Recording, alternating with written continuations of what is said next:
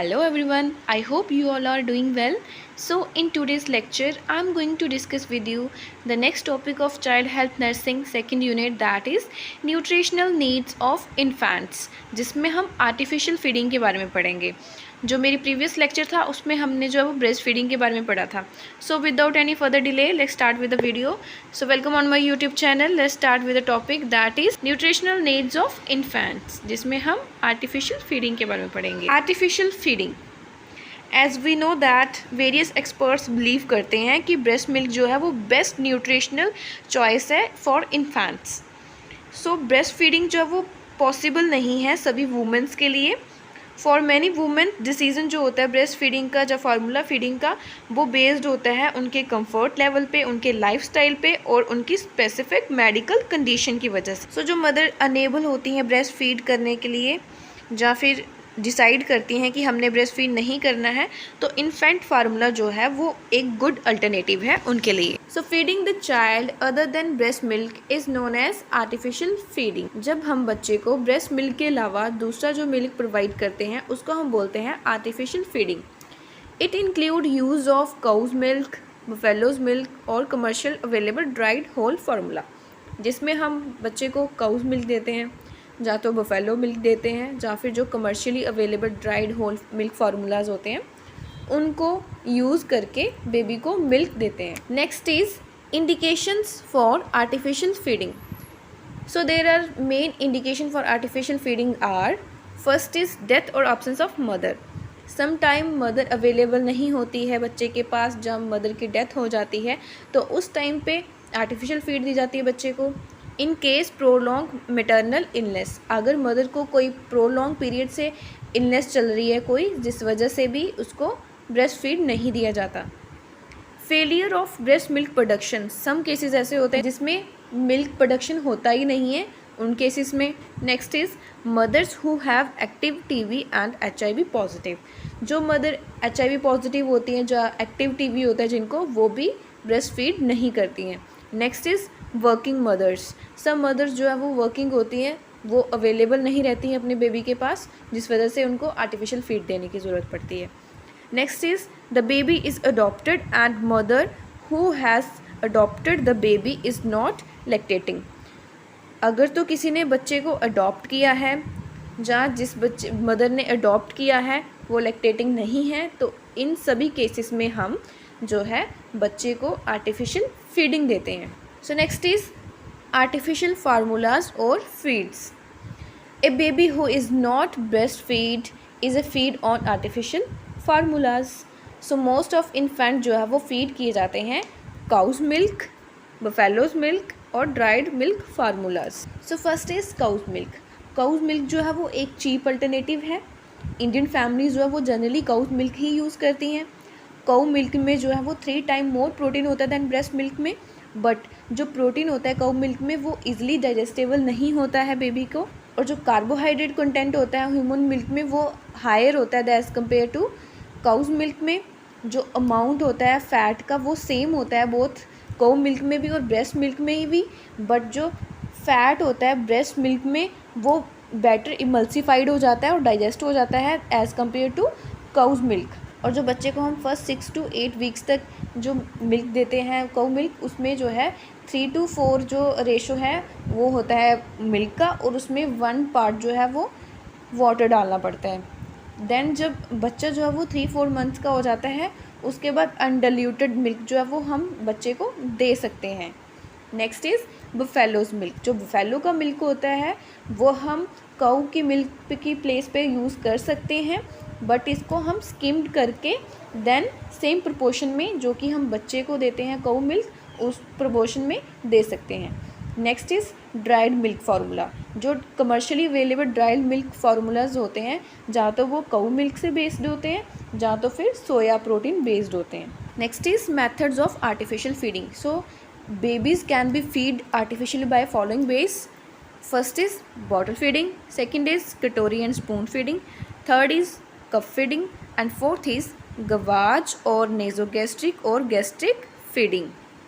So one by one हम discuss करेंगे इनके बारे में. First is bottle feeding. जो बॉटल फीडिंग है वो कॉमन प्रैक्टिस है इंडिया में, और जो बेबीज़ हैं वो बॉटल फीडिंग से एडिक्टेड हो जाते हैं।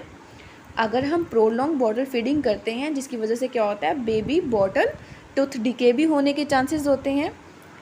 सम टाइम क्या होता है कि बॉटल जो है वो कंटेमिनेटेड होती है या फिर इनएडिक्वेट क्लीन्ड होती है, जिसकी वजह से क्या होता है, गैस्ट्रो इंटेस्टाइनल इन्फेक्शन होने के चांसेस होते हैं, जिसकी वजह से डायरिया हो जाता है बच्चे को। सो सेकेंड इज़ कटोरी एंड स्पून फीडिंग। जब न्यूनेट जो है वो सक नहीं कर पाता है ब्रेस्ट मिल्क को ड्यू टू प्रीमेच्योरिटी और एनी कंजेनिटल मालफॉर्मेशन की वजह से, तो उस टाइम पे जो है वो अदर सोर्स से मिल्क जो है वो बच्चे को प्रोवाइड किया जाता है, तो उसको जो है वो फीड किया जाता है कटोरी से और स्पून से, जो कि एक बेस्ट मेथड है बेबीज़ के लिए। And the third method is cup feeding. Cup feeding जो है वो अनदर गुड मेथड है बेबीज़ के लिए, जिसमें क्या होता है, बेबी को कप के साथ डायरेक्टली जो है फीड किया जाता है। इसमें जो है 5 ml जो है वो एक्स्ट्रा जो है वो फीड देते हैं हम बच्चे को, सो दैट कि जो स्पिलेज हुआ है कप फीडिंग के द्वारा उसको जो है वो कवर किया जा सके। So fourth method of artificial feeding का है वो है गवाज फीडिंग, जिसको हम ओरोगैस्ट्रिक फीडिंग और नेजोगैस्ट्रिक फीडिंग भी बोल सकते हैं। इसमें क्या होता है कि जो 5 फ्रेंच कैथेटर होता है वो रिक्वायर्ड होता है, जिसको हम जो अगर हम नेजोगैस्ट्रिक इंसर्शन कर रहे हैं तो नोज़ से लेकर मेज़र किया जाता है कैथेटर को tragus of the ear, then tragus of ear से लेकर जो ज़ाइफाई स्टर्नम होती है वहाँ तक मेज़र किया जाता है इसकी लेंथ को। देन उसके बाद जो है वो बच्चे में नोज़ के थ्रू जो है वो इंसर्ट किया जाता है कैथेटर इनटू द स्टमक में। अगर हम ओरोगैस्ट्रिक इंसर्शन कर रहे हैं तो माउथ से लेकर tragus of the ear and then the same xiphoid sternum तक मेज़र किया जाता है और देन इंसर्ट किया जाता है स्लोली कैथेटर जेंटली पास करके नोज़, अगर नोज़ से डाल रहे हैं तो नोज़ से, अगर माउथ से डाल रहे हैं तो माउथ से, फिर वो जाता है ओइसोफेगस से स्टमक में। जो पोजीशन होती है नेजोगैस्ट्रिक ट्यूब की उसको हम वेरीफाई करते हैं बाय एस्पिरेट करके गैस्ट्रिक कंटेंट का। अगर गैस्ट्रिक कंटेंट आ जाता है इट मीन्स कि वो सही प्लेस्ड है, देन उसको एडहेंसिव टेप के साथ फिक्स्ड कर दिया जाता है। फिर बेबी को 5 ml या 10 ml की सिरिंज ली जाती है, उसमें से प्लंजर निकाल के ट्यूब के थ्रू जो है बेबी को मिल्क दिया जाता है। आफ्टर फीडिंग जो है बेबी को राइट लेटरल पोजीशन में जो है वो प्लेस किया जाता है। सो इन पिक्चर्स में आप देख रहे हो जैसे बेबी को जो है ब्रेस्ट मिल्क और फार्मूला मिल्क जो है वो सिरिंज के थ्रू जो है वो कैथेटर में डाला जा रहा है और उसमें उसके बाद जो है वो जो गवाज ट्यूब है उसके थ्रू जो है वो स्टमक में जा रहा है। और इसमें भी देखो जैसे इसको नेजोगैस्ट्रिक जो है वो फीडिंग दे रहे हैं। So next is problems associated with artificial feeding. So there are various problems जो कि एसोसिएटेड है आर्टिफिशियल फीडिंग के साथ। First is constipation due to undigestible protein. जब हम बेबी को आर्टिफिशियल फीड करते हैं तो उसमें जो प्रोटीन होता है वो इजली डाइजेस्टेबल नहीं होता है, सो जिस वजह से बेबी को कॉन्स्टिपेशन होने के चांसेस होते हैं। इसको हम रिलीव कर सकते हैं by adding sugar to the milk. Second is under feeding. Some time क्या होता है कि बेबी को हम कम फीड करते हैं तो जिस वजह से वो बेबी जो है वो अंडर फीडिंग हो जाता है। सम टाइम ऐसा होता है कि हम बेबी को ओवर फीड कर देते हैं, हमें पता नहीं होता कि हम कितना खिला रहे हैं बेबी को, क्योंकि आर्टिफिशियल फीड में क्या होता है कि स्पिलेज होने की ज़्यादा चांसेस होते हैं, जिसकी वजह से जो है हम बोलते हैं कि बेबी ने कम पिया होगा मिल्क, जिसकी वजह से हम उसको ज़्यादा मिल्क पिला देते हैं। उस वजह से जो बेबी ओवर फीडिंग हो सकता है। Next is aerophagy leading to distension of abdomen, colic and aspiration. जब हम बच्चे को आर्टिफिशियल फीड करते हैं उस टाइम पे जो है वो स्वेलो कर लेता है एयर को, जिसकी वजह से क्या होता है एब्डोमेन में डिस्टेंशन हो जाता है, कोलिक एंड एस्पिरेशन होने के चांसेस हो जाते हैं। Next is low pH formulas में लीड टू एसिडोसिस। हमें पता है कि जो पीएच स्केल होता है वो 0 to 14 तक का होता है। अगर तो 0 to 7 तक की जो रीडिंग है वो आ रही है तो इट मीन्स वो एसिडिक कंटेंट है।